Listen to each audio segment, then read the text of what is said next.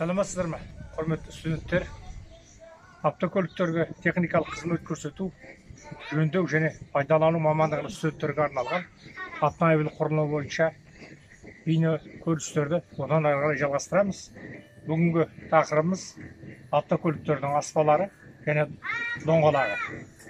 Өздеріңе белгілі, автокөліктің шассиіне жататын бөліктердің, тораптардың біреуіне автокөліктің аспалары жатады.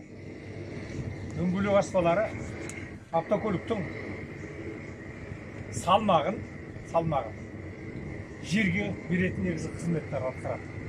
Автокөліктің біліктері, белдіктері, алдыңғы және артқы белдіктері. Автокөліктің алдыңғы және артқы бөліктері дөңгелек арқылы автокөліктің негізгі салмағын жер бетінен қабылдап және тоғырмен байланыстырады. Автокөліктің белдіктері өздеріңе белгілі жетекші және бағыттаушы белдіктері болып табылады. Біз қарастырып отырған жүк автокөлігінде оның жетекші бөліктері әдетте артқы белдіктер болып есептеледі. Ал артқы белдіктер автокөліктердің доңғалағы арқылы жер бетіндегі әсер күштерін автокөліктің тұғырына береді.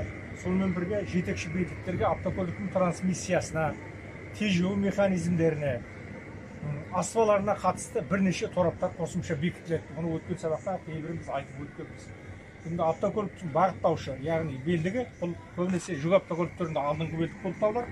Бұл автокөлігінің алдыңғы бөлігіне басқару механизмінің құрылғылары мен тежеу механизмінің құрылғылары бекітіледі.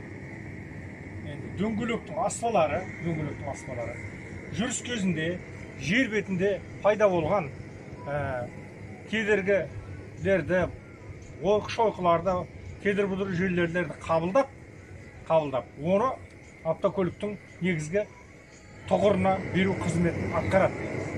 Автокөліктің дөңгелек аспалары. Дөңгелек аспалар негізінен қабылдаушы элементтерден, яғни серіппелерден тұрады. Серіппелер аспалар қабылдаушы элементтерден және жұмсақтыш элементтер деп аталады.